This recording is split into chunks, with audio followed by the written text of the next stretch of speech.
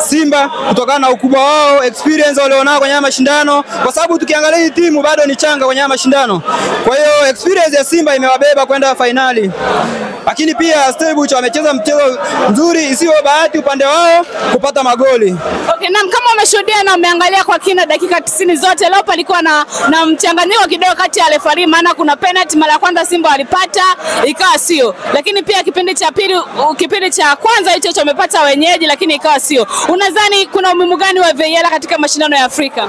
Yaani toka nimeanza kuangalia mashindano ya CAF, leo ndo nimeona VAR imefanya kazi kwa umaridadi wa hali ya juu. Yaani hakuna penalty, yaani mtu ambaye amenyima penalty kwa sababu VAR imeangalia na ikakuta sio goli. Okay, hongera sana. Labda swali la mwisho tu kwa mtazamaji anayekuangalia, unahisi nani anapaswa kuwa man of the match katika mchezo wa siku ya leo? Katika kikosi changu man of the match